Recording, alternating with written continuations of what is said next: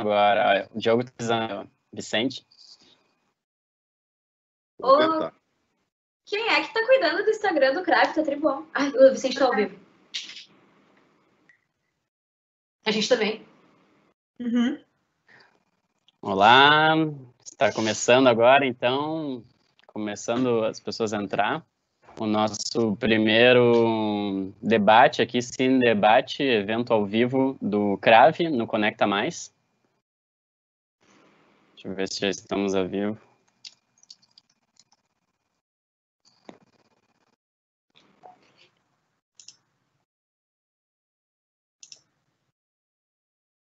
Sim, estamos ao vivo. Que ótimo. Bom, gente, só apresentando aqui um pouco, então, o que é o Conecta Mais, né? O Conecta Mais é um multi-evento aí programado pela Unicinos, né? Que a ideia é justamente respirar um pouco, né? E conectar com o pessoal de fora da universidade, mas também dentro da universidade, né? Então, ex-alunos, profissionais do mercado, pessoas de diversas áreas, assim, que a gente está reunindo para conversar e para debater uma série de temas com múltiplas atividades, né? Tem programação todos os dias. Mas no CRAVE, especificamente, né, que é o curso de realização audiovisual, a gente programou 3 atividades, né? Essa aqui é a primeira delas, né? Que é um cine-debate, né, que a gente chamou de Identidade e Corpo. E a gente vai debater 2 filmes, o Madrepérola, 2 documentários produzidos no CRAVE, né, o Madrepérola, de 2015, e o De Que Lado Me Olhas, também de 2015. Né, já vou fazer daqui a pouco a apresentação aqui da nossa mesa e dos filmes, né, só vamos esperar um pouco mais pessoas entrarem. Esse debate hoje aqui, né, começa agora às 18 horas e a gente vai até às 19h30. Na quarta-feira, a gente tem outra atividade também, que é o Cine Debate Ocupação e Moradia, quarta-feira, dia 15, às 18 horas, né, e vão ser exibidos outros 2 documentários produzidos no CRAVE, o Se Essa Lua Fosse Minha, dirigido pela Larissa Lewandowski, e o Mulheres em Resistência, dirigido pela Stephanie Crick, né, que ainda é aluna do CRAVE, ainda está cursando o CRAVE, né, e vai ser debatido aí pela Jardélia de Sá e pela Suelen Aires Gonçalves. Né, isso na quarta-feira, nesse mesmo horário, às 18 horas. E a última atração, né, do CRAVE vai ser o CRAVE pelo Mundo, no dia 16, na quinta-feira, às 16 horas, né, que é uma conversa com egressos do CRAVE que tiveram experiências de vida e de audiovisual fora do Brasil, né. Então, vão ter vários ex-alunos presentes, a Cris Aldrin, que está na Coreia do Sul, a Luciana Bazejo, que está atualmente em São Paulo, mas passou aí, estudou na Irlanda, na Hungria e na Estônia, o Pedro Arres, que está morando na Alemanha, e o Rafael Campos, que também atualmente ainda é aluno, que está morando em Portugal.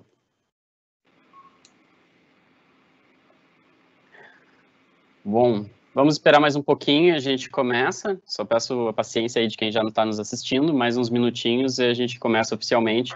Faço a apresentação aqui da nossa mesa, dos filmes, né, e já passo a palavra para os nossos convidados especiais.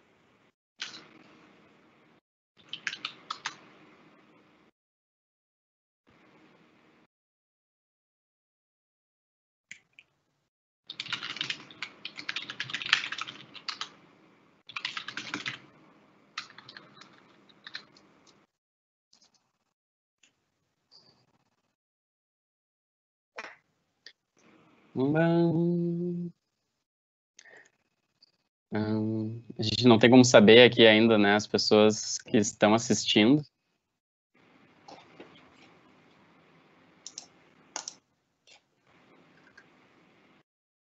Quem está entrando agora, então, boa noite, né? Já vamos começar.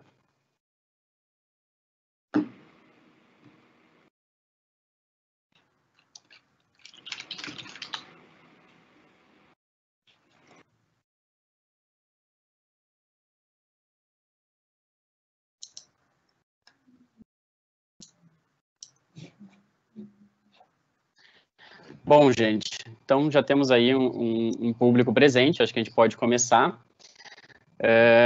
Eu estava explicando antes, né? Essa é a primeira atividade do CRAV, do curso de realização audiovisual aqui no Conecta Mais. Hoje a gente vai debater 2 filmes muito especiais, 2 filmes produzidos aqui no curso, né, na cadeira de documentário, que são o Madrepérola, de 2015, dirigido pela Daisy, que está aqui presente.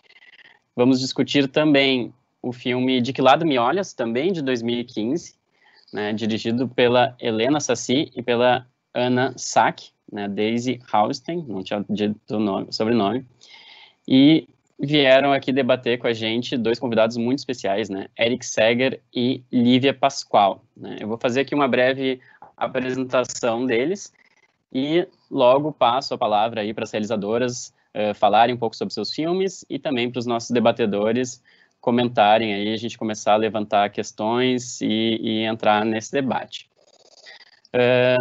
Bom, então começando ali pelo Madrepérola, então a Daisy, né, na verdade são todos da mesma turma do CRAV, a turma 2013, né, então nós temos a Daisy Haustein, que trabalha como diretora de fotografia, é diretora e fotógrafa. Temos também a Helena Sassi, né, 25 anos, ex-aluna do CRAV também, trabalha com direção, roteiro e direção de arte. A Ana Sack, né, que é roteirista. E aí nós temos aqui convidados para debater uma outra ex-aluna, a Lívia Pascoal, grande amiga, né, essa minha contemporânea, também foi aluna do CRAV, né, ela é da turma de 2007, é diretora de fotografia, artista visual. E o Eric Seger, que não é aluno do CRAV, mas participou de um dos filmes, né, o De Que Lado Me Olhas, é educador físico, ativista trans, coordenador do coletivo HTA, Homens Trans em Ação, e pesquisador na área da educação, né.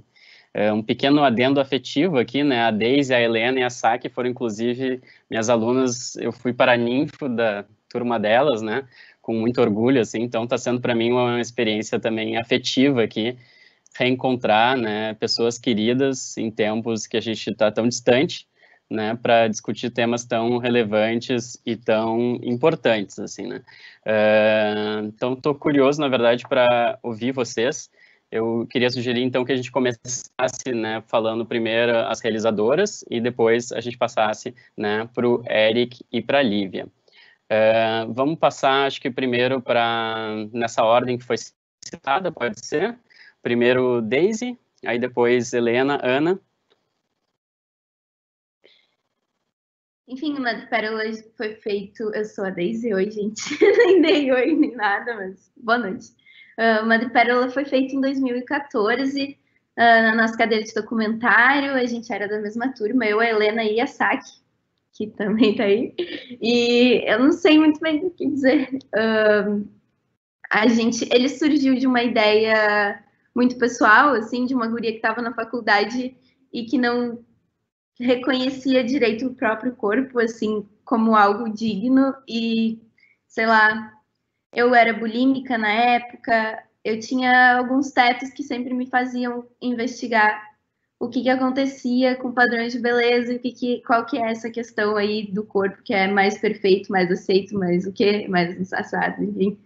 E aí, desses questionamentos surgiu esse filme, assim, é um filme que eu tenho muito carinho, que já faz alguns anos que eu fiz, mas que me ensinou muito, muito, muito, muito, muito, muito. E então, sei lá, é um prazer estar debatendo aqui, e eu estou muito grata pelo convite também. Bom, meu nome é Helena, seguindo as ordens de apresentação, e eu dirijo o filme com a Saki, o De Que Lado Me Olhas. Eu era colega da Daisy, enfim, a gente é colega de apartamento também. E é um filme que ele surgiu de uma ideia muito, enfim, primária, assim, para mim, e só depois de discutir com a Saki que a gente conseguiu entender quais eram os questionamentos que a gente queria colocar no documentário, assim.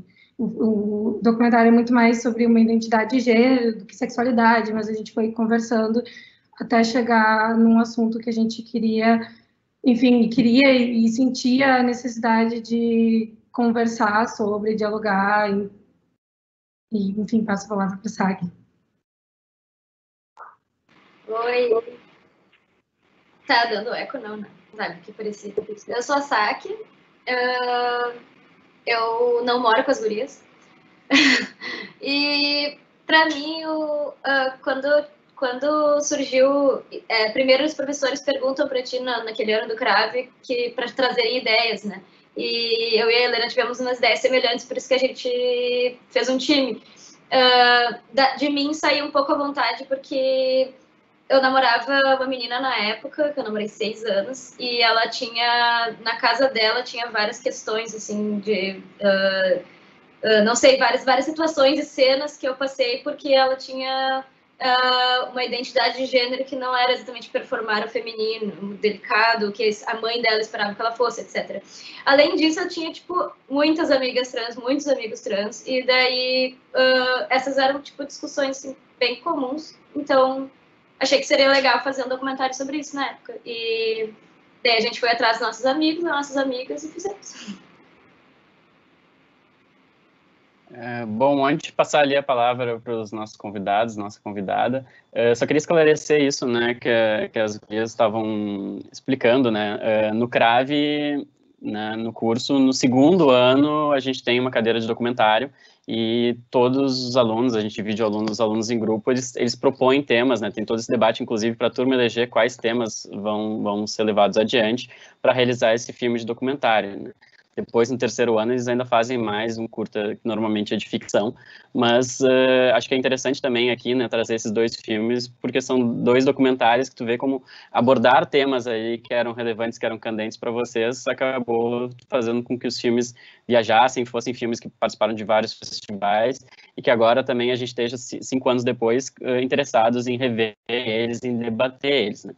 E para isso a gente trouxe aqui, então, nossos 2 convidados, né, o Eric e a Lívia.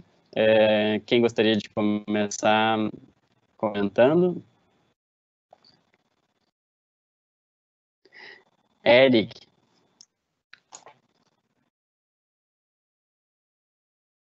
Oi, então, agora eu começo já a falar questões para a gente, né, depois debater isso. Isso. Eu só vou retomar só a minha apresentação para, né, claro, como é que eu acabei aqui, porque eu participei como alguém que aparece, né, do documentário, e eu também sou ativista pelos homens trans e tenho esse coletivo HTA, Homens Trans em Ação. Então, a forma como essas questões aparecem na mídia e várias questões sobre educação, formação, são temáticas que eu trabalhei muito ao longo dos anos. Agora estou fazendo mestrado na área de educação e eu estou trabalhando com o tema de sexismo no esporte, que às vezes eu falo que é sobre pessoas trans no esporte, porque é uma forma das pessoas entender automaticamente, assim, mais ou menos o assunto. Mas, enfim, então, por eu, né, trabalhar com essa temática também dessas várias outras formas, é que eu acho que eu também acabei aqui para debater o curta, além de estar lá participando dele, né? E aí eu assisti ele de novo para falar sobre ele hoje, e aí tinha algumas questões só que eu queria colocar que eu acho assim interessante que depois as, né, diretoras podiam comentar e tal. Uma é que olhando assim do meu ponto de vista que participei ali, falei, né, para a câmera, depois vi a edição final. Eu não sei se as pessoas conseguem reparar na hora que elas estão assistindo, mas demora muito tempo para eu começar a aparecer, que é ali pelo minuto 6, mais ou menos, pelo que eu assisti. Eu sei que tem uma razão para isso, que eu lembro que elas comentaram na época por causa da estrutura do documentário, e que no primeiro segmento fala sobre infância, histórias da infância, coisa assim. E aí, nessa época, eu tinha uma proposta, assim, política de me recusar a falar sobre isso nesse tipo de entrevista, coisa assim, por causa que, historicamente, para as pessoas trans, isso é sempre uma questão que as pessoas trans sempre têm que ficar falando da sua história, da sua infância, etc., para justificar acesso a diagnósticos, acesso a coisas da saúde, ou também para dar sentido para a sua existência socialmente, né? Eu acho legal isso, assim, de ter essa diversidade de narrativas que aparecem ali. E aí, no meu caso, parece que tem uma ausência que, talvez, não sei se ela é tão perceptível ou não, mas acho interessante demarcar isso comentando, já que a gente pode hoje comentar, né? Que essa ausência, ela é proposital, digamos, e tem esse peso de dizer, olha, tem, né, contextos em que talvez não é legal falar sobre isso, assim, né? Como que se fala sobre esse assunto.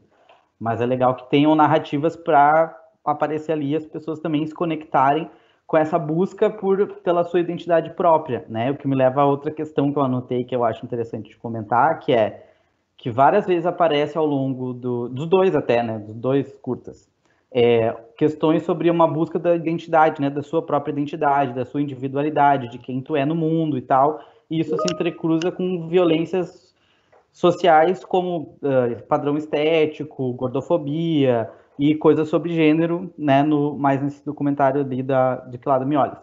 E aí eu acho interessante reparar que, assim, tem vários dos participantes que falam sobre estratégias individuais de como um eu ali pode se colocar diante disso.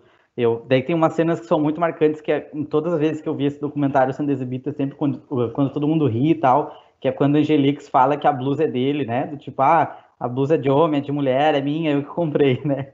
Essa é uma parte que sempre as pessoas riem e tal. E aí eu fico pensando, tem muitas estratégias que é tipo, não é, o gênero é uma coisa minha que eu construí sozinho. Só que ao mesmo tempo, daí tu tem aquela cena do espelho que quando passa o espelho e tal, invisível, tu vê aquela coisa atrás, que é meio que um diálogo assim, olha, tu tem ali a tua forma individual de se ver e de se portar, mas se isso não tiver espelhado socialmente, se tu não tiver como ser reconhecido na sociedade, tu fica invisível, né?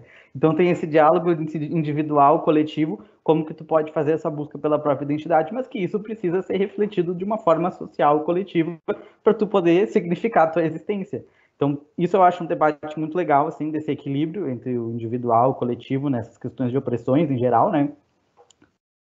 E eu acho que outra questão só que eu anotei aqui para falar é, assim, a questão racial, que está muito agora, né, falada e tal, sobre como que isso pode ser pensado esses anos depois, nesses dois curtas e tal. E, enfim, eu achei legal também que apareceu De Que Lado Me Olhas um relato de um homem cis, hétero, branco, falando como foi o seu processo de estar se relacionando com uma mulher trans, por causa que, assim, pode ser que muitas pessoas, depois de passar por esse processo, falem como assim, tipo, nossa, como eu sou tão evoluído, e como, sabe, como eu não sou preconceituoso. Mas eu achei legal a gente ver esse processo, tipo, olha, ele se deparou com isso, foi uma coisa que ele teve ansiedade, mas aí ele pensou, esse processo que está aparecendo ali, eu acho muito importante, até por essas questões de violência que depois aparecem na sociedade e tal. Então, achei legal que isso apareceu ali, porque nessa questão de representatividade, assim, claro que tem muitas outras coisas que a gente precisa ouvir, mas a gente também precisa descobrir como que a gente faz o homem branco, cis, hétero, falar uma coisa que seja útil, né? Todas essas coisas de opressão, né? E aí isso eu achei interessante. E, enfim, acho que as minhas falas que aparecem ali são... Acho que nesse balanço do coletivo individual, acho que eu vou mais para o lado sempre do coletivo, de pensar questões sistêmicas, que é uma coisa que eu, digamos, como eu sempre me vi nessa equação de ativismo de estar falando, porque realmente tem uma multiplicidade de pessoas falando de uma experiência pessoal e que nem sempre ela é significada, assim, fora do... como que a gente refaz esse sistema, né? E sim, só como, deixa eu ver essa pessoa individual falando. E aí, isso eu acho interessante de como fazer esse equilíbrio, como que foi feito esse equilíbrio, né, no curta. Então, era mais ou menos isso que eu queria comentar, só para a gente começar a debater. Bom, gurias, eu não sei se vocês querem comentar alguma questão específica ali que o Eric levantou para vocês antes da gente passar para a Lívia. Tudo bem, Lívia? Tudo bem, gente, já está aqui falar. Vou me mutar de novo, deixa eu lá. Não, desculpa. O que eu achei legal, e daí eu anotei algumas coisas que queria comentar. Tipo, sim, como tu lembra, foi bem isso, tipo, como tinha a narrativa, né, pra montar, por isso que tu não apareceu antes, e era bem isso. E que era legal, tipo, ter algumas coisas que foram muito comentadas, assim, nos vários festivais que o curta passou, e que a gente foi debater, às vezes, ou então só ficou ouvindo os comentários depois. Tinha gente também que criticou um pouco, assim, por exemplo, mostra ali, por exemplo, que, com um monte de coisa rosa, que piriri, parará, assim, e daí outras pessoas respondiam, por exemplo, mas não quer dizer que o documentário esteja falando que a guria tem que fazer parte de uma ideia de feminilidade, por exemplo, a Sofia tá lá e ela não fala sobre isso, então era legal ver as pessoas debatendo também entre si o que significavam algumas das nossas escolhas como diretoras e, por outro lado, a gente tomou uma responsabilidade meio grande para cineastinha nova, assim, sabe? Porque teve umas coisas que não foram tão planejadas, como, por exemplo, o negócio do espelho. Era uma reflexão mais artística, assim, não tinha nenhuma mensagem por trás, era que traria, tipo, conexões interessantes, mas nenhuma exatamente. E realmente traz. Todo mundo sempre comentou uma coisa diferente, essa que tu tinha falado agora eu nunca tinha ouvido. Mas acho que é isso que eu tinha para comentar. Pronto, desmutei. Alguém quer falar alguma coisa? Até eu começar. Vai lá, Lívia. Vou lá, tá bem. Oi, gente, tudo bom? Oi, gurias e guris. Queria agradecer, antes de tudo, o convite para estar aqui. Acho que é sempre legal voltar ao CRAVE e as discussões que a gente trava enquanto está na faculdade e logo depois, quando sai. E agora, assim, depois de um tempo, também revisando algumas posições que a gente tinha, né? Então, super legal estar aqui e parabenizar as gurias pelos filmes. Acho que são dois filmes super importantes no momento em que foram feitos e agora, porque eles tensionam uma coisa que eu acho que é essencial que a gente pense num mundo em que o olhar é um valor como capital, como é que a gente pensa as políticas da imagem, né? A relação de poder em torno do regime das visibilidades. Isso me interessa muito, né? Fico sempre pensando em como os filmes e como a imagem, como linguagem, conseguem promover deslocamentos nos sistemas de representação e como é que isso impacta na sociedade, que é centrada na visão, na imagem e na tela. Então, no caso dos dois filmes, eles são tensões de imagem e tensões de como olhar, para quem olhar, e de onde se olha, né? De onde se olha principalmente, né? Eu acho que tem uma fala do Eric que é muito boa, e que ampara um pouco esse discurso, que tu fala que as pessoas chegam até ti querendo uma experiência de fora, né, do que elas não são. É uma experiência de lá e não daqui, como se o que elas são fosse um olhar universal, ou como se existisse um olhar hegemônico. E a gente entende que culturalmente se estabelece que o olhar hegemônico é um olhar do homem, branco, heterossexual, de classe média, e na academia ele é europeu. Então, propor esses deslocamentos de olhar, acho que tanto nos seus objetos, mas também no seu lugar como diretoras mulheres, é uma coisa essencial para a gente também descolorizar o imaginário e começar a produzir outras imagens. Isso de produzir outras imagens tem um pouco a ver com uma coisa que me interessa muito, a matriz icônica, que são as imagens que a gente consome, as imagens que a gente tem, as referências que a gente tem. E essas referências, às vezes, elas são as mesmas, muito construídas num sistema falocêntrico, mas não só, construído num sistema de autorreferenciação desse lugar hegemônico que talvez nos exclua, e que exclui corpos, e que exclui imagens, e que exclui discursos.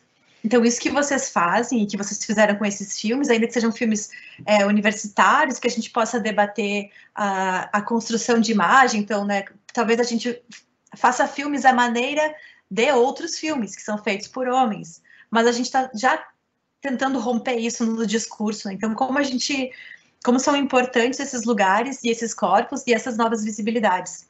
Acho que isso foi a primeira coisa que eu coloquei aqui para a gente debater.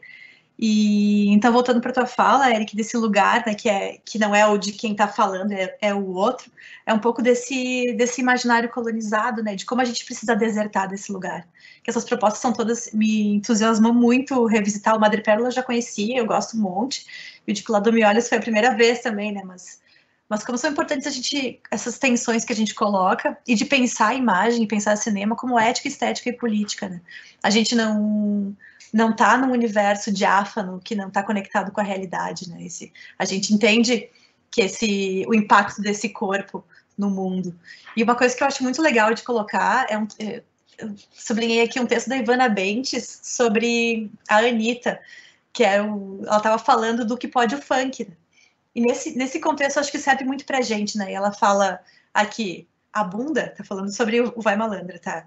A bunda e o corpo das mulheres pode se deslocar de objetificação para subjetivação, disso de como é que um corpo para de ser objeto e ele vira sujeito da sua própria história, né? De que maneira essas imagens vão começar a ser feitas quando a gente entende que somos sujeitos, que não somos mais objetos, que a gente entende esse conceito de male gaze que a gente falou tanto na faculdade, fala até hoje, e retoma ele cada vez que aparece uma representação que não nos contempla.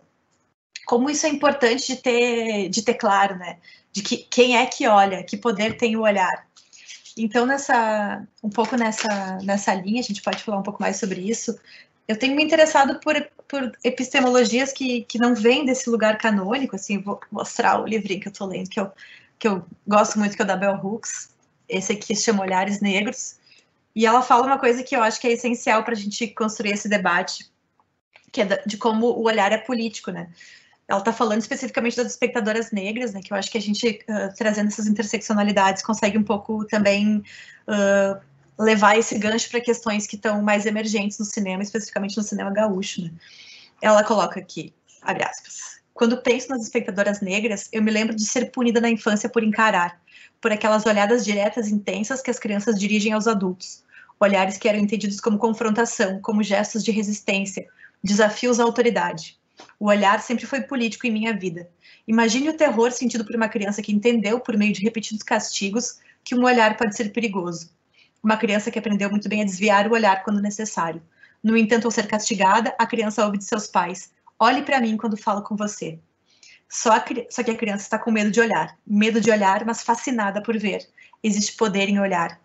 Então, isso, né, de entender esse poder que nós temos como criadoras de imagens e de como isso pode ser disparador para um novo imaginário, me é muito entusiasmante, né? E pensar no nosso lugar como mulheres no cinema, como pessoas trans no cinema, como pessoas negras no cinema, e a necessidade dessa pluralidade de olhares para construir um novo imaginário, né? Então, acho que é disso que a gente está falando aqui. Eu queria encerrar, assim, só com essa citação para a gente continuar o debate.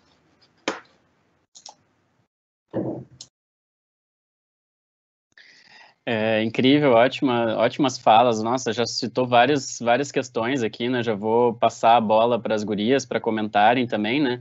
E fazer esse link, então, né? Aproveitar a fala dos dois, assim, né? Porque eu acho que tem essa questão do olhar do outro, né? A Lívia falou muito da multiplicidade de olhares e da necessidade da gente diversificar uma iconografia, né? E daí a importância de também fazer filmes e mostrar. Mas os filmes tematizam também essa questão do olhar do outro, né? Tu leu agora essa situação super forte, assim, né? E aí isso é trazido de diferentes formas nos filmes, né? Tanto a questão da vergonha, né? E do olhar da própria família para a pessoa, mas também imageticamente, né? No Madrepérola começa com aquelas revistas, aquelas imagens sendo rasgadas, assim, né? E essa questão do espelho também, de se olhar no espelho e ver o seu corpo. Mas depois no De Que Lado Me Olhas tem toda essa imagem poética, né, dos depoentes segurando um espelho, né, e ali tem um invisível, ali tem um refletido trazido, né. O Eric também comentou isso da naturalização da representatividade, assim, né, de não ficar sempre no lugar do exótico, né, da importância de questionar as normas, de mudar as regras, para trazer isso, né, de uma forma mais contundente, assim, né, e acho que isso passa certamente, como a Lívia falou, pela imagem, assim, né. Então já passo aqui para as garotas, né, para comentarem, quem gostaria de comentar. Não sei, tu pode falar. A gente queria comentar, eu e a Helena, não importa a ordem. Tá, então, falando um pouquinho do olhar do outro e do título, né, que é De Que Lado Me Olhas, eu acho justamente, tipo, importante pensar nisso que o Eric trouxe, assim, talvez, uma ideia de invisibilidade com o espelho e pensar em a forma como tá. Por muito tempo a gente fala do documentário e a sinopse do documentário é o que é, não pede para ser, simplesmente é. Mas tá, a gente pode ser, mas a gente depende muito do outro para poder existir, entendeu? No momento que a gente contesta uma regra vigente e as pessoas escolhem ignorar, eu acho que a gente tem um problema, né? Então a gente tem que debater, a gente tem que trazer as questões que a gente precisa existir, a gente precisa reivindicar o nosso espaço no mundo como pessoas que precisam dessa aprovação, desse olhar do outro, sabe, para se constituir como um sujeito. Enfim, eu acho que é importante a gente pensar no espelho também, porque ele pode ter sido mais lúdico, pode ter sido uma decisão mais poética, assim, mas ele carrega significados também, assim como todo discurso, assim como a pluralidade dos discursos que a gente decidiu colocar no documentário. e pensar também na posição do homem cis branco e como é que ele pode entrar nesse discurso e qual que é o papel dele ali também, junto com a Georgia também, que fala um pouco mais sobre expressão de gênero e também junto com a identidade.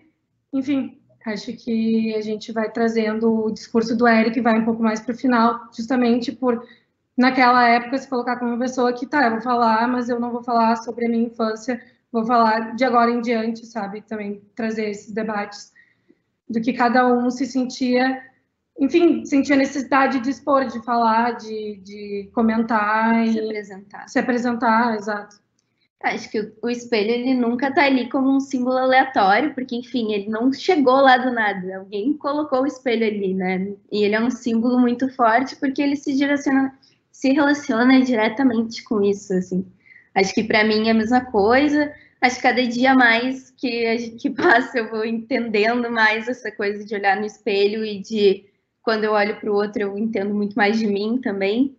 E, sei lá, eu cresci, eu sou uma menina que sou surda do ouvido direito desde criança, e é só agora que eu tenho me dado conta da necessidade que eu tenho de falar sobre isso para as pessoas, principalmente quando eu trabalho com elas, porque isso é um detalhe importante, assim, e, sei lá, faz parte de mim, independente de qualquer coisa, sabe? E eu, enfim, acho que é só porque é algo que ninguém olhou, sabe? Eu consigo esconder uma surdez, então foi algo que eu só meio que apaguei na minha vida, entendeu? Mas é algo que tá ali, que, enfim, os anos vão passando e vai ficando pior, né? Já vou avisando. E acho que, enfim, por eu ter essa deficiência auditiva, eu tenho uma coisa com o olhar que para mim é muito importante, entendeu?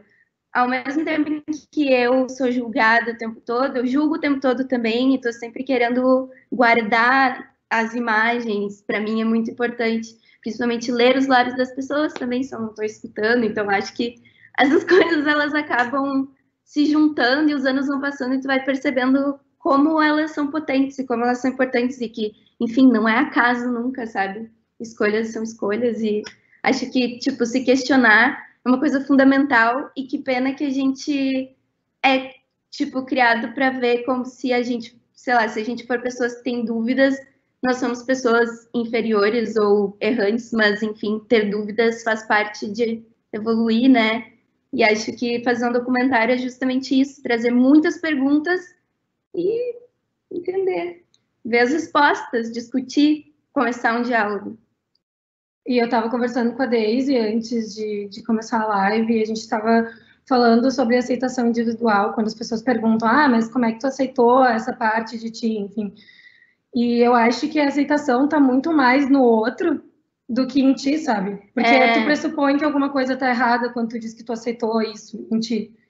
Mas o outro que vê o errado precisa também passar por esse processo de que, sabe, a aceitação ela é importante para o outro, mas para ti é uma coisa que tu tem que entender na narrativa que nada tá errado, assim. Então... que quando tu começa a falar sobre aceitar, tu já começa a trazer uma ideia de que existiu um empecilho ali para tu ser alguém normal que tu é, sabe, sei lá, que tu realmente é. Enfim, eu acho problema, assim, acho que isso tem esse tom, principalmente no final do Madrepérola, onde as meninas falam como foi para se aceitar, e como tu percebe claramente que, tipo, esse negócio de aceitar é uma coisa que ninguém entende direito, porque as respostas, elas são muito, muito individuais e muito exclusivas, entendeu? Cada guria tava ali no seu processo, não tinha, tipo, todas as gurias se aceitaram e tal. E, enfim, eu vim de um lugar de uma guria que tinha muitos distúrbios alimentares. Hoje em dia eu nem me vejo mais como uma menina gorda. Eu, enfim, apesar de não ser magra e padrão, eu não sou uma menina gorda. Mas, enfim, acho que essas coisas eu sei só depois desse documentário. E de começar a perguntar, e de começar a conversar com as pessoas, sabe? E, enfim, é isso. A gente começou a falar sobre isso de aceitação porque a gente estava revendo os documentários e a gente viu as meninas falando, para eu me aceitar, precisei disso, disso e disso. Enfim. E a gente estava, inclusive, comentando sobre como o fim dos dois documentários, eles são bem muito otimistas. Parecidos, né? Eles têm uma pegada mais otimista e como isso é importante, por mais que o contexto, enfim, social e político brasileiro seja o caos que é e deprimente como é, a gente acha importante, tipo, essas narrativas otimistas, sabe, de alguma forma, entrarem em pauta, sabe? Porque se a gente já tá acostumado a ver as coisas em situações difíceis, tipo, tu só vai, sei lá, tu não vai mostrar que outras maneiras são possíveis também. E, enfim, não sei usar palavras, o português é muito limitado para o que eu quero expressar, entendeu? Por isso que a gente usa imagens também, né? Foi legal essa citação aí das imagens, né? Ana, estava ali para engatilhada. Quando tu falou isso das imagens, eu pensei, sim, mas eu não tinha nada pra... Tu não quer comentar já o que foi trazido antes ali? Não tenho muito o que agregar. Acho que... sobre o negócio do otimismo, eu acho que foi uma coisa que direto aparecia, assim, quando a gente ia debater. Mas tem que lembrar das coisas ruins também, né? Sim, tem, claro, é óbvio que tem, e a gente fala bastante sobre elas. Também não acho que isso seja bichinho passou por mim. Uma coisa ruim, assim, um ponto um defeito que deveria ter sido endereçado e modificado no documentário. Pelo contrário, acho que a nossa ideia era fazer uma coisa beat, assim, na época.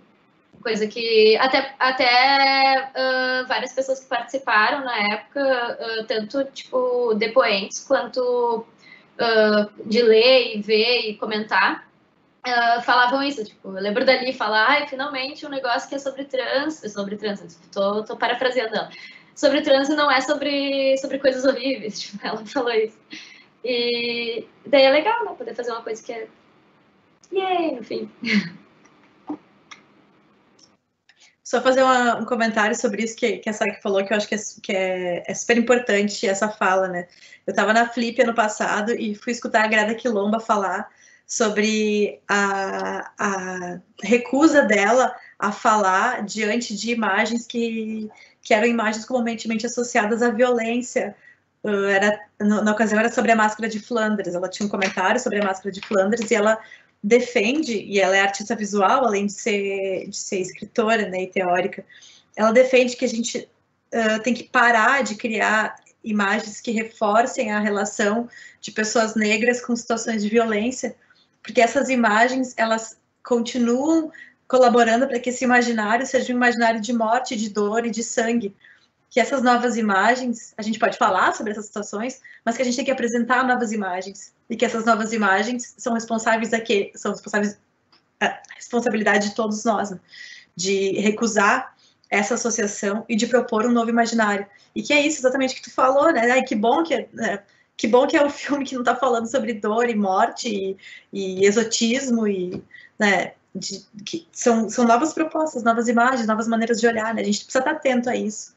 Eu acho que é a nossa responsabilidade como criadores de imagem também tá nessa página do debate contemporâneo, né? A gente não pode recusar esse debate. Acho que ele é urgente e ele é um debate de vida ou morte, né? Até tem essa autora, 1000 autoras aqui, que na quarentena a gente lê um monte. A Marie-José Monzani, que ela é ótima, uma teórica da imagem, e ela tem esse livrinho que se chama A Imagem Pode Matar? É uma pergunta mesmo. E ela posiciona a imagem num território entre coisas e sujeitos, e que, portanto, a imagem teria, de alguma maneira, claro, isso é uma conclusão grosseira, tá? Ela fala muito mais coisas. Ela teria um poder, sim, de construir violências, de disparar violência, de ser responsável, em última instância, por mortes. Então, não é leviano pensar a imagem nesse patamar, né? Eu acho que a nossa responsabilidade realmente, né?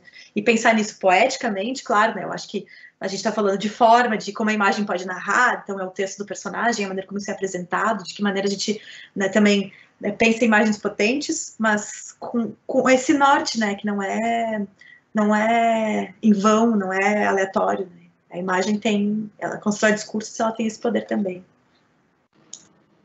Eu imagino que o Eric daqui a pouco vai falar alguma coisa, mas eu só queria, tipo, lembrar uma coisa que eu ia falar antes, que é também provocação, não.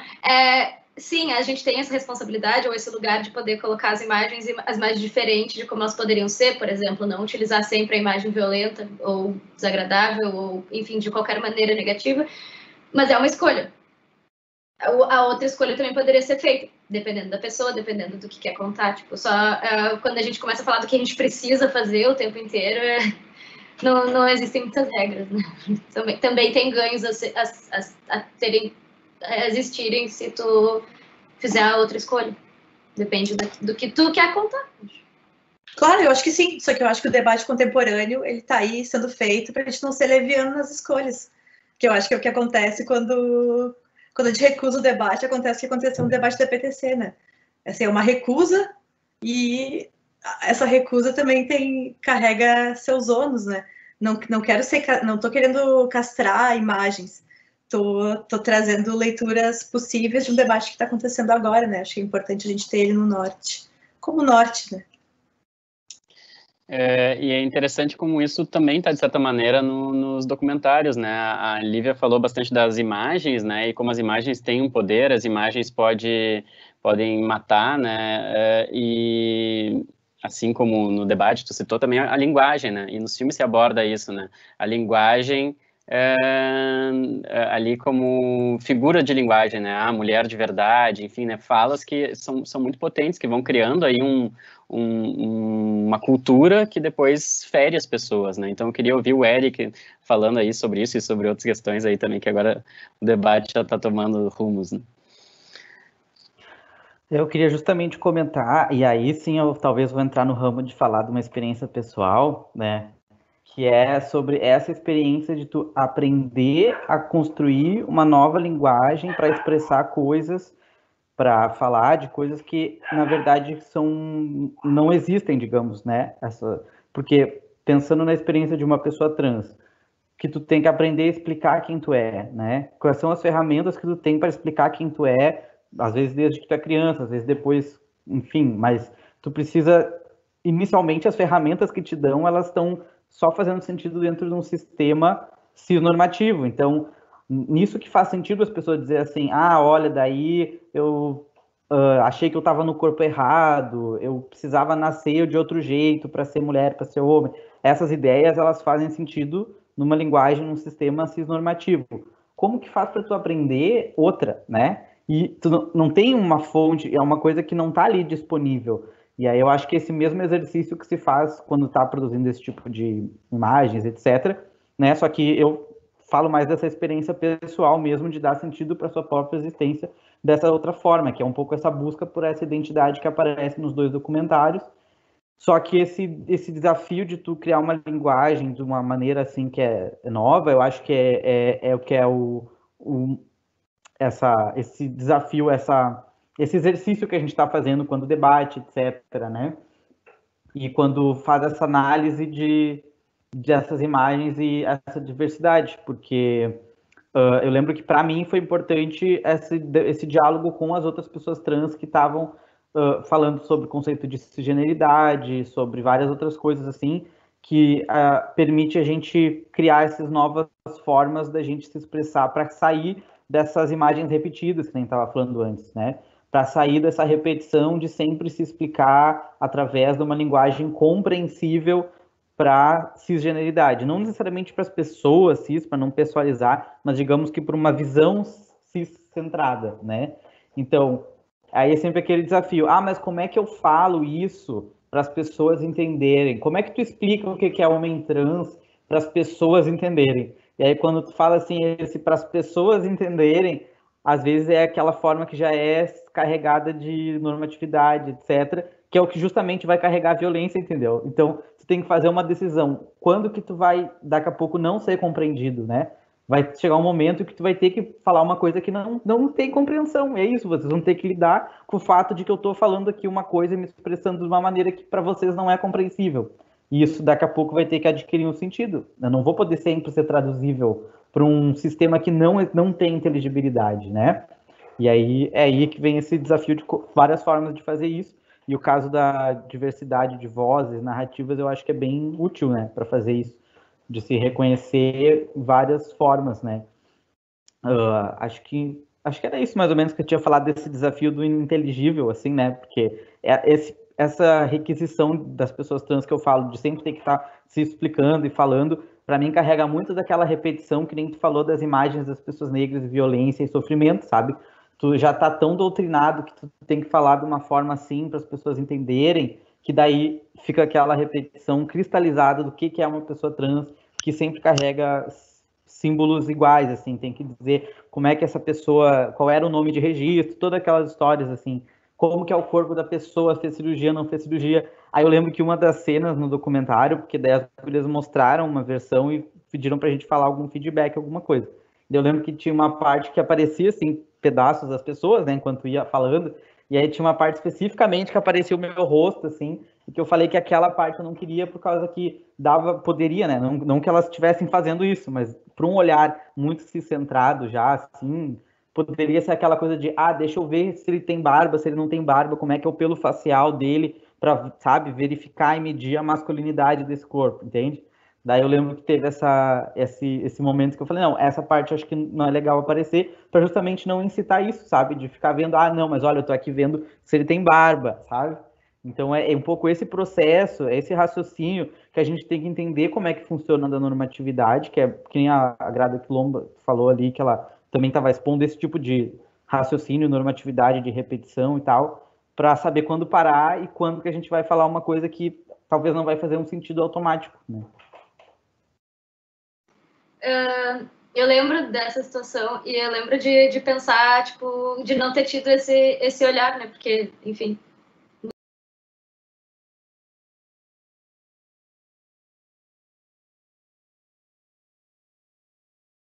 Não teria como. E a gente tava confusa em pensar que imagens de apoio que a gente teria além das imagens só, tipo, de testemunho, né? Nossa, tomara que nenhum professor meu de documentário esteja vendo isso. Que com certeza não se fala assim. Mas, enfim. E a gente até teve uma situação, para mim, foi um pouco chata num debate que teve, que a pessoa que estava debatendo com a gente falou uma coisa. Vou falar. Ela disse assim, queria ver imagens dos depoentes no seu habitat natural. E eu não gostei que ela usou essa expressão, entendeu? Eu até falei assim, né? Mas não foi isso que ela quis dizer, mas foi chato, sabe? Daí a gente falou ali na frente, todo mundo, tipo, quer ver eles comendo com garfo e faca, sabe? A gente falou um negócio assim, tipo, o que tu tá falando, sabe? Mas... obrigada. Enfim, tô lendo aqui o chat. Mas, enfim, isso pra dizer, tipo, a gente não sabia que imagens botar, mas a gente foi aprendendo que imagens botar. Muito porque tu ajudou pra caramba.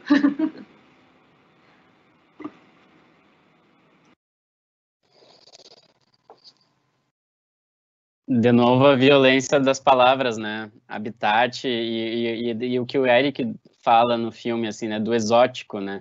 De já separar numa caixa. Habitat já parece que é uma figura de linguagem que leva a isso, assim, né?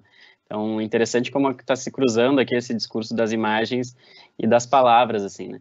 E eu queria suscitar também aqui uma questão, gente, que é essa diferença aí, né? De 2015 para cá, né? A gente falou da naturalização, a gente falou dessa linguagem que às vezes é incompreensível, mas que precisa ser sustentada até para que as pessoas se revejam e para que a norma se reveja, né? Então, como que vocês enxergam, né, a diferença daquela época ali que vocês estavam fazendo e no próprios depoimentos se fala, né, sobre a infância, se fala de uma outra época pior, né, em que as coisas eram menos faladas ainda, né, para agora 2020, assim, e revendo o filme, né, 5 anos depois.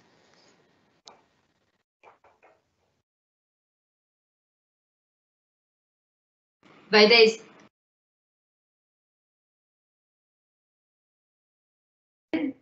Pode ser eu também. A gente, naquela época que a gente fez o documentário, tinha pouco material, assim, de pesquisa de palavras-chave que se usam muito hoje, como, tipo, gordofobia e tal. Essa é uma palavra na qual o filme se sustenta muito, o Madrepérola, né? E que foi muito dita, assim, durante os debates e tal, mas que na época da pesquisa, que na época do debate que tá gravado ali no filme, não se usou, assim, que eu também não tinha conhecimento, mas já li até matérias dizendo que eu que inventei aquela palavra, mas, tipo, jura, né? Que eu inventei a palavra gordofobia. Como se, tipo, a gordofobia tivesse começado a existir, de repente, quando a palavra existiu, tá ligado? Mas, enfim, vejo bastante diferença, assim. Acho que eu sou uma pessoa que não tem muito o que dizer, porque quem estava lá nos depoimentos tem muito mais a dizer, e inclusive já disse. Acho que como eu sou a Daisy, eu não sou gorda mais, quer dizer, eu não me vejo mais como uma pessoa gorda, e acredito que nunca fui também. Mas é isso, não sei, eu conversei bastante com algumas meninas, eu sigo conversando com elas no documentário, assim, desde aquela época, e muitas tiveram as vidas completamente mudadas, inclusive os corpos, inclusive as relações que elas tinham com os pais, com os irmãos. São coisas muito loucas de ver que mais na vida delas, no setor pessoal, as coisas mudaram muito, assim. E para mim, então, minha nossa, nem se fala, eu aprendi demais com esse filme. Inclusive identidade de gênero, o Eric estava comentando aqui no chat.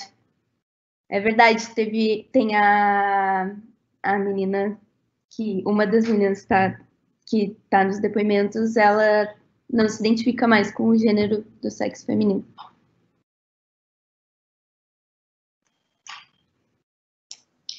Vou só fazer É que eu sou super fã do Madrepérola e eu acho que ele começa de uma maneira que é maravilhosa, como um manifesto mesmo de desafio à imagem hegemônica, né? Fica essa propaganda da Marisa com um texto completamente anacrônico, né? E aquilo parece que não encaixa no mundo, né? Aquela imagem, ela vai ficando para trás, né? Ela é emoldurada pela né, imagem de outras mulheres, outros corpos, outras possibilidades, né? E parece que a imagem, às vezes, ela dá, parece uma coisa meio boba, né? Mas ela dá a ver, né? Dá a ver. Isso que está aqui, ele não representa o mundo. Dá a ver outros corpos, né? Ele permite que se pense de outra maneira. Acho que essa inauguração é super bonita. Fiquei lembrando também um pouco da ideia de levante, né? O que é um levante, né? Tem até um trecho de um livro da Judith Butler que ela pergunta o que é um levante, né? O que se levanta quando as pessoas fazem um levante. E ela fala super bonito, né? Que os levantes repousam numa metáfora estruturante, que é a imagem de alguém que se levanta. Para quem se levantar representa uma forma de libertação, né? Que pode ser de qualquer né, amarras, correntes, enfim, tudo mais. Que no levante real, claro, ninguém se aproxima dessa imagem, ninguém está se levantando. Mas a imagem do levante se mantém lançando sombra de sua presença corporal no agrupamento, né? Que é justamente um pouco isso que eu sinto quando eu acesso esse filme. Fecha comentário. Quem gostaria de repercutir aí? Eric?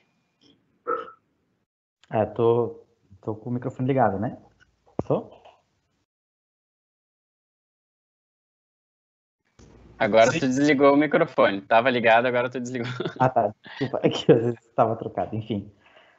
Não, eu queria comentar isso que tu falou da imagem inicial do Madrepérola, que eu acho que isso é um exemplo, assim, ó, que dá para perceber as coisas que eu tava falando sobre coisas normativas e tal. Porque quando tu tem, assim, ó, a narrativa ali dizendo da norma, da coisa da alimentação e dos corpos ali no início, ao mesmo tempo que tu tem aquelas pessoas ali que tu tá vendo esse choque, né? Que é mais ou menos a norma sendo enunciada junto com as pessoas que estão ali, para quem não faz o menor sentido aquilo coexistindo ao mesmo tempo, né?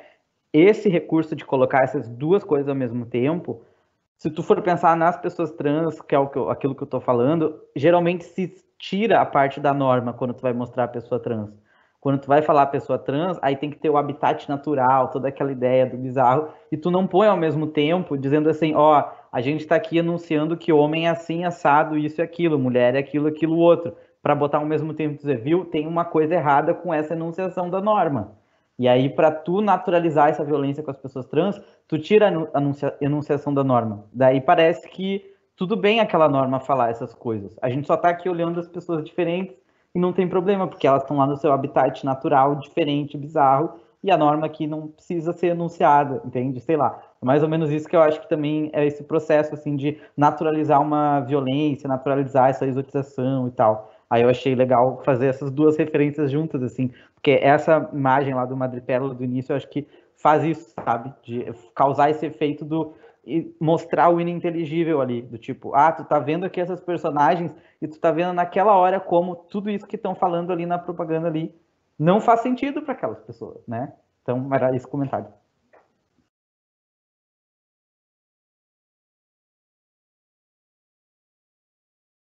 Quem gostaria de comentar? Público Faz não. umas faz uma pergunta aí. Só para deixar claro, né, para quem está assistindo, gente, vocês podem ali no fazer perguntas, né, que elas depois aparecem aqui para a gente. Então, fiquem à vontade aí para perguntar qualquer questão que estão sendo levantadas aí, que surjam. Pode ser colocações também, não precisam ser perguntas só, né? Mas eu trouxe ali a questão da diferença, porque uma das coisas que me chama a atenção é que a gente está falando da naturalização da linguagem, né? E eu sinto, né, que de 2015 para cá algo mudou, apesar da gente sentir que os filmes são super atuais e necessários, assim, né? Mas tem uma fala dali que ela fala aí, né, da importância de estar no colégio e ver uma fala sobre crossdresser, né? Que foi a primeira vez que ela enxergou que talvez ali ali algo que ela sentia nela estava representado, assim, né? Como que vocês veem aí os próprios filmes, né, fazendo esse papel ou não com as produções desses temas, assim, né? E que impacto que pode ter, assim, né? Vocês que circularam com os filmes, receberam algum depoimento nesse sentido? Quer falar, Helena? Tipo, teve diversos tipos de comentários pelos quais eu não me responsabilizo, mas todos muito legais, assim. Tipo, teve um guri de uma turma de bicho, assim, que falou, nossa, muito legal, eu não, sei lá, nunca conheci ninguém trans, e agora, tipo, quero conhecer. Daí tu fica pensando assim, tipo, o que tu tá falando desse jeito? Mas por outro lado, é uma coisa positiva, eu poderia dizer uma coisa muito negativa, né? Ou então um colega nosso que falou, tipo, eu antes de ver esse documentário, tipo, eu não namoraria uma pessoa trans, ele falou. Aí depois ele falou, mas agora eu namoraria, sabe? Então, tipo, continua sendo um negócio meio, tipo, por que você tá dizendo isso?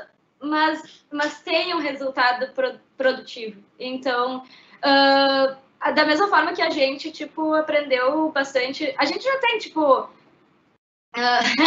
Sim, a grande questão é se uma pessoa trans namoraria com ele, e a resposta é não. Enfim. Mas, tipo, a gente, talvez por ser menina, talvez, não sei, por não ser exatamente meninas que estão no padrão de várias formas, mas em outros não, sabe? A gente sempre teve um cuidado, assim, de não sair falando sobre a vida dos outros sem permissão, ou ter cuidado se alguma pessoa que a gente entrevistou falava, tipo, pediu alguma correção ou fazia algum comentário, a gente não era, tipo, não batia de frente, sabe? A gente não tinha esse orgulho que algumas outras pessoas, alguns outros realizadores antes ou depois da gente, eu já vi muito ter. E daí, não sei se tem alguém do Crave assistindo. Acho que seria uma dica até que eu daria, assim, para se tu for fazer na hora que tu for fazer teu documentário do segundo ano. É um filme completamente diferente do teu curto. Eu acho que existe um tipo de responsabilidade diferente da história que tu vai contar. Tu pode fazer um negócio super artístico no outro. No documentário, não sei se não seria o ideal tu tirar um pouco de ti e ir pro lugar das pessoas que estão mostrando a cara e o nome, sabe? Pelo menos essa é a minha opinião.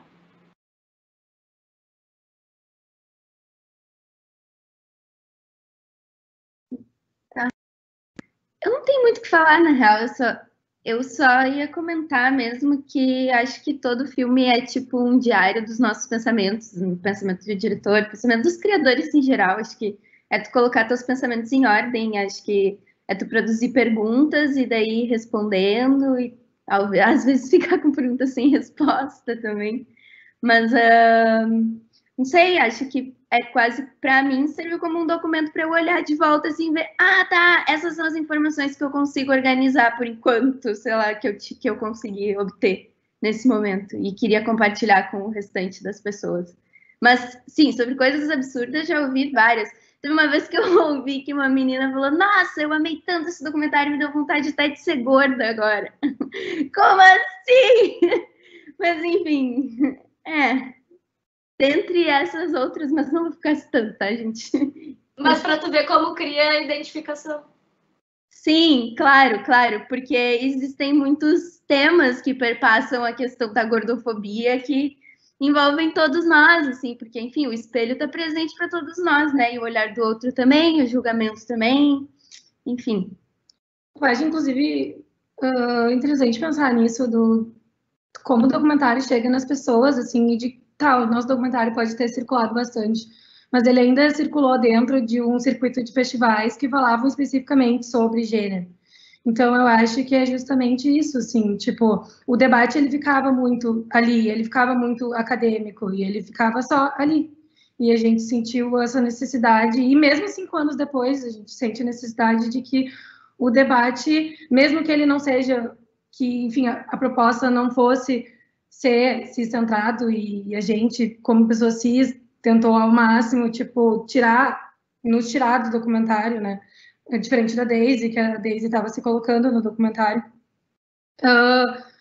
Eu sinto que, por mais que eu vou falar do que falaram as outras pessoas ao assistirem o filme, é mais, tipo, amigos, que nem a Saki disse, sabe? Ou o meu tio, que falou uma coisa inconveniente, mas, ao mesmo tempo, quis entender. Eu acho que, se eu for falar uma coisa, é o espaço que o curta-metragem ainda hoje ele tem, e é um espaço muito limitado em discussões de gênero, assim, ele fica ali, e é uma coisa que sempre me deixou ansiosa e frustrada, assim, com ele. É muito difícil de tu fugir dos termos principais e iniciais, né, e tu conseguir progredir, porque, enfim, é um curta-metragem, e cada realidade tem a sua complexidade, né? Por si só, enfim. Exatamente. Em um momento, tu é, tipo, uma aluna de, sei lá, 20 anos, 20 e poucos anos, no segundo ano da faculdade, que pode ser a tua primeira faculdade, fazendo um doc de 15 minutos com o input de todos os professores e todos os colegas. E aí, depois de anos, tu vê que ele tá, tipo, passando no, sei lá, em alguma coisa de mostra em escolas, em 500 escolas do Brasil e Mercosul.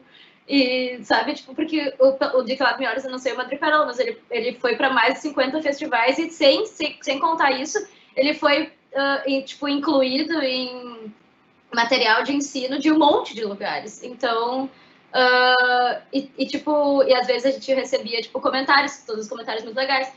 Por outro lado, também pensando, eles eram eventos de gênero, né, sobre esse assunto. Então, quem não queria debater sobre isso simplesmente não ia, o que, como tu falou, limita um pouco o acesso. Na graduação, quando eu estudava psicologia, ele passou também numa aula de psicologia, mas era uma aula sobre sexualidade e gênero, entendeu? Não nas outras aulas. E todas as vezes quando a gente tentava entrar com um debate sobre gênero em outras aulas que não fosse sobre isso, tipo, não, vamos deixar essa discussão para a aula de gênero.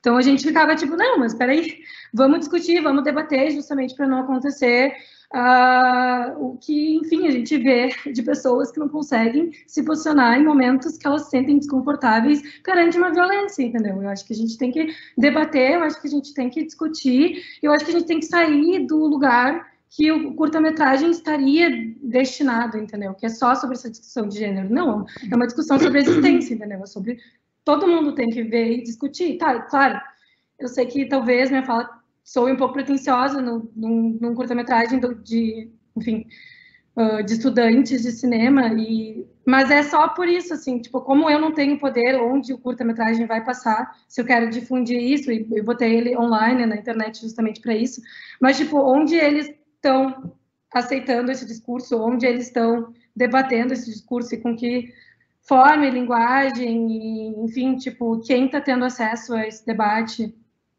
Acho que essas mudanças estão sempre começando por dentro, mas tem que sair, tem que crescer, porque se ficar só aqui, a gente vai ficar batendo na mesma tecla, né? E não vai ter o olhar do outro para nos ajudar a evoluir também. Sim, a questão do nicho, né, que o Eric fala no depoimento dele, né, e acho que está vindo aqui à tona, e todo o discurso, a discussão que a gente está tendo também no cinema gaúcho, e hoje no Crave a gente estava discutindo isso também, né, no papel da mulher, da raça, né, de não ficar só no nicho, de poder estar permeando vários debates, assim, né. E eu queria aproveitar aqui que chegou uma pergunta aqui de um espectador, assim, fazer esse link, assim, né, porque vocês acabaram de citar um papel de responsabilidade do cineasta, aí, né, mesmo que estudante. Acho que isso, só para linkar uma coisa que a Lívia e a Saki falaram, né, a Saki falou da responsabilidade do documentário, mas a Lívia falou muito da responsabilidade das imagens, né, então mesmo acho que os filmes de ficção também têm, né, mas tu vê como o documentário tem um outro caráter aí, que eu vou puxar para a pergunta, que é esse, e os dois filmes parecem ter um pouco de informar, assim, né, é de ouvir as pessoas, mas parece que eles também têm algo a informar, assim, né, pelo menos dar acesso, dar voz, assim, né, e a pergunta da pessoa foi sobre, falou, talvez desvie um pouco do tema, né, mas vamos ouvir, né, que é muito difícil encontrar dados sobre pessoas trans, de trabalho, de escolarização, etc. Não se produz dados em razão do preconceito, dados censitários teriam de ser produzidos. Agora é que não serão, né, acho que está fazendo uma referência aos dias do nosso governo, do tio do churrasco, mas espero que dias melhores hão de vir, né. Eric, gostaria de responder essa?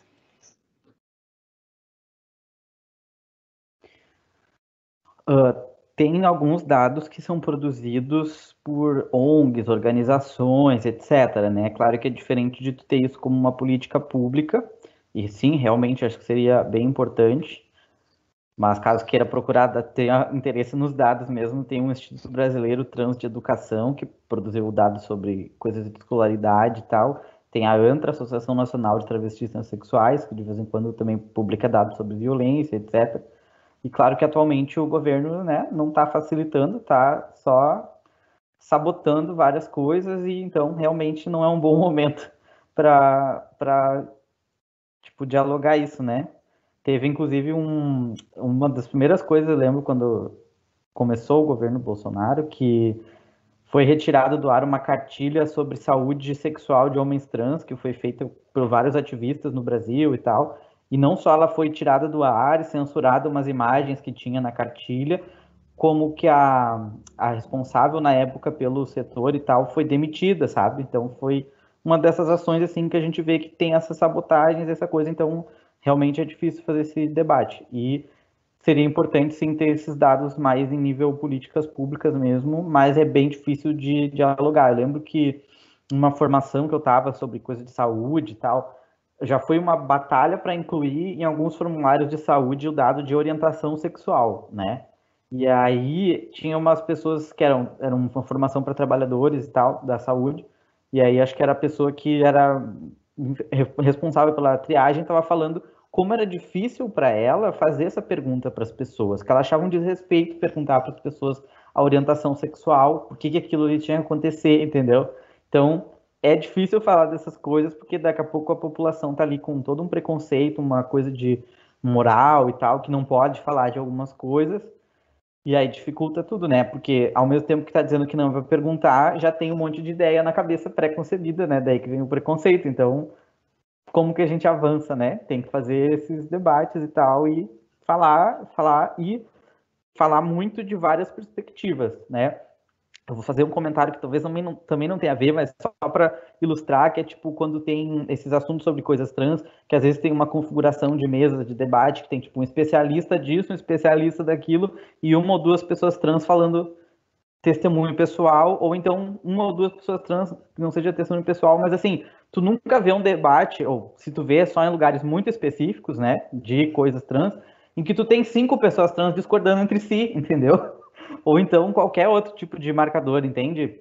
Assim, a gente precisa ver as pessoas debatendo e tu teria que ver 5 perspectivas diferentes de pessoas trans falando entre si para tu saber como é que é tu ser o outro, entende? Não só ver uma pessoa trans falando uma coisa, entende? Falando por todas as pessoas trans. É isso que eu acho que é difícil de tu também ser a pessoa trans que tá falando. Porque daí parece que tu é a pessoa trans que tá falando por todas e tal. E aí tu tem que dar essa dimensão de que não, a gente às vezes discorda entre si e as pessoas precisam também ver essa multiplicidade que, né, até discorda. Ótimo. Lívia, temos te ouvir. Ai, gente, eu tinha separado uma outra coisa aqui, mas eu acho que a gente temos pouco tempo, assim, mas é mais no sentido de provocação. Eu estava dando uma olhada aqui nas minhas anotações e eu achei um trechinho tem um curta do Godard, que eu não sei falar francês, tá, gente? Vocês me desculpem, mas é Changer d'image, não sei, é um curta do Godard, em que ele fala que todo contrato celebrado com as visibilidades emerge como uma colaboração com o inimigo. E aí, para mim é super difícil de tentar entender isso, né? Mas acho que de colocar um pouco em perspectiva algumas coisas que a gente entende como cafetinagem de subjetividade, sabe? O que a gente entende como que é dependente e o que é liberdade na nossa construção de imagens e construção de narrativas, né? Como é que esses fatores estão colocados para que a gente consiga, para que a gente pense imagem, de onde vêm as nossas imagens, né? Contra quem e a favor de quem a gente está construindo essas imagens, né? Pensando um pouco em arena. E de que também deixar assim só uma colocação que não posso ter soado censor em algum momento, mas acho que não é nesse sentido, assim, acho que quando eu falo de responsabilidade das imagens ou responsabilidade como criadores de imagem, não significa que a gente vai ter que deixar de fazer algumas imagens em detrimento a novas imagens, a um discurso que chega e que diz o que é e o que não pode ser feito. Não é isso, assim, indefinitivamente, mas é mais num movimento que eu acho que muitas pessoas estão fazendo e que eu me interesso muito, que é de se levantar contra a cafetinagem da subjetividade mesmo, né? De como a gente consegue entender que o que compõe o nosso imaginário talvez sejam imagens que a gente recusa, que a gente precisa recusar, se a gente está, né, pensando em humanismo, se a gente está pensando em ética, se a gente pensa, né, em uma construção coletiva menos violenta, e que essas imagens podem aparecer, né, acompanhando um discurso que está acompanhando outros discursos, enfim, né, e na ficção ainda mais, assim, não é de deixar de fazer as imagens, mas de pensar em outras estratégias, né, de expandir, de espalhar, de inundar, de infestar, de se levantar contra, né, um tipo de construção que é hegemônica, ou que ela, né, não é para ser hegemônica, a gente tem que ir contra ela, né, mas de pensar numa política das visibilidades que inaugure, talvez, um novo audiovisual, um audiovisual mais potente, ou um mundo melhor, não sei, né. Acho que eu fiquei meio errando aqui, mas tô tateando também, né, eu tô pensando muitas coisas, e acho que esses filmes também vêm muito dentro se encaixam muito nessas coisas que eu tenho, para onde eu tenho olhado, né. Acho que eu sou meio briguenta, mas acho que também, porque, né, o Eric falou uma coisa, né, que eu acho super legal, que às vezes me chamam para falar de cinema de mulheres, né. Não queria falar de cinema de mulheres, eu quero falar de cinema, não é? Eu não quero esse marcador, ou ao contrário, assim, vamos não tratar de questões feministas porque estamos falando de cinema, né.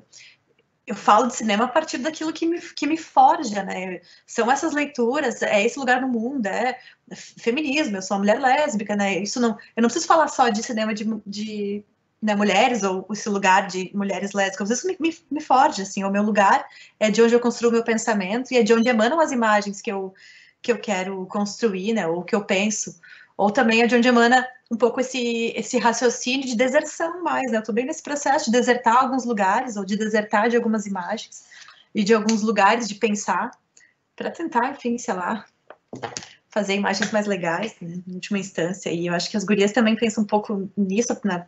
Dá para ver isso nos filmes, né?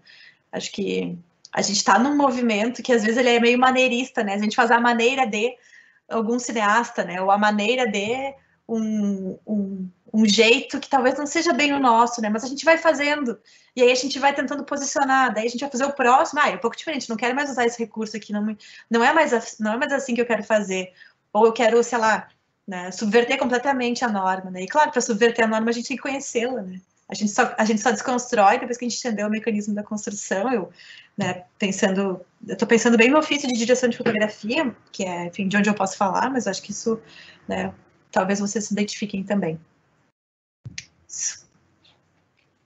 Eu dou graças a Deus que agora eu sou... Deus, não sei como, mas enfim, que eu sou roteirista e não preciso mais pensar em imagens de cobertura.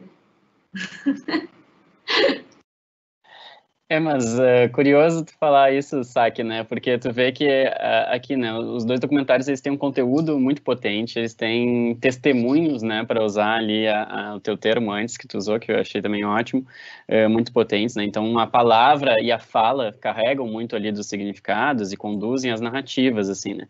E, claro, como alunos do segundo ano, e a gente, na nossa vida de artistas, me coloco aí também, a gente está buscando isso, concordo com a Lívia, né? Como se desacomodar, como buscar o frescor, como não só imitar o que a gente já viu, e às vezes a gente está impregnado de referências e a gente precisa refrescar isso também, né, para gerar as nossas próprias, né? Mas tem coisas que são inconscientes, que são subjetivas e que transparecem, né? Quer a gente queira, quer não. Às vezes a gente vai ver o nosso filme 6 anos depois e percebe, como a Daisy falou, adorei, né? É um retrato das coisas que eu pensava na época, né?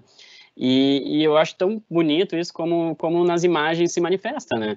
Olha como tu falou que a gente não sabia bem o que ia fazer com aquele espelho. Pô, mas que imagem potente o espelho, né? Aquele quadrado de invisibilidade no meio dos corpos, né? E ao mesmo tempo a Lívia e o Eric, enfim, repercutiram ali as imagens iniciais do Madrepérola, né? Mas tem outras imagens ali também do cabide, o desafio de que imagens de cobertura eu vou produzir para essas falas, vocês responderam criativamente, e essa criatividade tem uma potência e tem significado, e a gente está aqui debatendo, né, e repercutindo o que vocês colocaram ali, né, subjetivamente nessas imagens, assim, tem muita força, né? Acho que a brisa de tentar desenvolver uma própria linguagem também está muito refém das experiências, né? Acho que é isso também, tipo, tu aprende a falar falando, tu conversa com as pessoas para tu poder aprender as coisas, então, enfim, é muito um privilégio também tu poder criar mais de um filme para poder determinar, essa aqui é a linguagem com a qual eu mais me identifico. Porque, enfim, não posso dizer isso do meu primeiro filme, sabe? Mas eu posso dizer que algumas coisas do meu olhar estão ali e vão estar nos outros filmes, com certeza, que ainda é a mesma cabeça, né, que está criando e pensando. Enfim, podem mudar os depoentes, mas estou ali dirigindo, né? Não posso lavar minhas mãos e dizer que não tem o meu viés ali no filme, porque, enfim, ele está todo ali o tempo todo. Gente, estamos nos aproximando no final do nosso debate, né? Nós temos aí mais 10 minutos e o link é cortado realmente, assim, né? Tu vê que o cânone tá forte, aqui a castração. Então eu queria dar um espaço aí para todos poderem fazer uma fala final, né? Antes de a gente encerrar então o nosso debate. Quem gostaria de começar?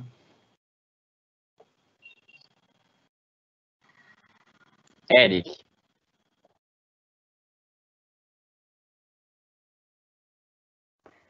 Não, só queria agradecer então, a oportunidade de estar aqui falando, né? Eu sempre acho muito legal falar desse documentário, foi uma experiência muito legal ter participado, ter tido essa interação também com as diretoras, sei lá como é que fala, porque foi bem legal, um aprendizado, eu acho que para todos nós, assim, né? Então, acho bem legal sempre essa atividade de falar sobre esse documentário. E agradecer a atenção de todos, a participação e, enfim, acho que é isso. Nós que agradecemos. Muito obrigado. Lívia? Que demorei para desmutar. Acho que também acompanhar, assim, eu agradecer o debate, o espaço para a gente poder também trocar as coisas que a gente está pensando e debater essas imagens. Acho que na quarentena é uma ótima maneira de a gente estar perto através daquilo que é o afeto também, né? A gente lida com imagens de maneira afetiva também, né? Faz parte da nossa construção de afetos. Então, obrigada a todo mundo por esses minutos. 1h30, né? Por essa 1h30. É isso. Valeu, gente. Não, super, tá sendo muito afetivo para mim rever vocês, assim, fico até mole aqui. Gosto muito de todos e todas. A Ana caiu aqui rapidamente, mas voltou. Eu caí? Ana sumiu aqui para mim, pelo menos, mas voltou agora. Ana? Obrigada por me chamar. Fazia muito tempo que eu não falava do Doc. Ele tá disponível. Tinha tirado um tempo aí para proteger um pouquinho, mas agora acho que tá online já. De novo, e espero que as pessoas que viram tenham visto o filme. E que bom te rever. Espero que tu ainda goste do documentário. Espero que tu não esteja tipo, ai meu Deus, minha cara tá nesse negócio para sempre.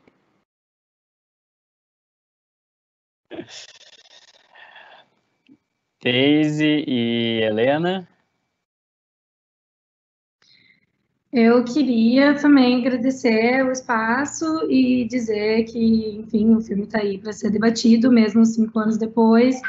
Sou bem feliz de poder debater nessa 1h30 na quarentena, ver vocês, o Eric, a Saki, Vicente, Lívia. Pessoas... Eu nem quero mais ver, a Daisy eu vejo todo dia. Mas pessoas que me inspiram e que, enfim, muito feliz de estar aqui e escutar vocês de novo. Obrigada. Eu também, parece que eu tô sempre em família. E exibir o filme de novo pra galera do Crave é muito massa, assim. Principalmente anos depois. E ainda talvez para uma galera que nem saiba quem a gente é, então provavelmente não. Mas, enfim, obrigada pelo convite. É sempre engrandecedor conversar com vocês e relembrar de todos os nossos afetos imagéticos. Valeu. Bom, gente. Fala, Daisy. Coisa rápida, o Madrepérola também está disponível na internet. Ele foi disponibilizado no ano passado, mas aí foi para um link que estava no meu canal do YouTube, que foi excluído. E aí agora ele está num outro link. Gurizada, vai saber. Que foi excluído justamente por ter a Marisa no Madrepérola. Vai saber, né, gurizada? Sei lá, uma briga que estava aí já e que a gente sempre soube que poderia acontecer. Mas ele tá num outro link. E aí vamos indo até ser bloqueado em todos. Valeu, gente. Tá no canal da Clara. Da Clarity, eu acho o nome do canal dela, que tem 2.000 e poucos seguidores. Tá no canal do Crave também, no YouTube, né? Tem alguns curtas, 10 curtas ali, entre eles esses dois. Então, queria agradecer muitíssimo, gente. Acho que a gente teve um debate aqui de alto nível, assim, as contribuições afetivas, intelectuais, pessoais, sociais, assim, elevaram muito o nível do debate. Saio daqui tendo aprendido e tô cheio de reflexões agora também para levar adiante na vida, na arte, nas aulas também. Vamos repercutir certamente aqui as ideias trazidas dentro do Crave, porque vai ao encontro de vários debates que a gente está tendo internamente, assim, e agora também podendo externar e trazer pessoas, foi incrível, assim, né? E queria, então, agradecer Lívia, Eric, Saki, Daisy, Helena, muito obrigado, e convidar a todos, assim, para voltarem aqui nesse espaço, nesse mesmo horário, na quarta-feira, dia 16? Isso. Não, perdão. Quarta-feira, dia 15, né, às 18 horas, a gente vai ter mais 2 documentários, o Se Essa Luva Fosse Minha, dirigido pela Larissa Lewandowski, e o Mulheres em Resistência, dirigido pela Stephanie Crick. Aí o tema do debate vai ser ocupação e moradia, e a gente vai ter 2 convidadas bem especiais também, que é a Jardélia de Sá, que é professora da rede pública e trabalha com pessoas privadas de liberdade, e a Suelen Aires Gonçalves, que é socióloga e está atualmente faz parte da direção do Movimento Nacional pela Luta pela Moradia. Então, acho que vai ser um debate também muito interessante, assim, espero que como esse. Muito obrigado a todos, boa noite, agora vamos jantar e tomar vinhos e cervejas, e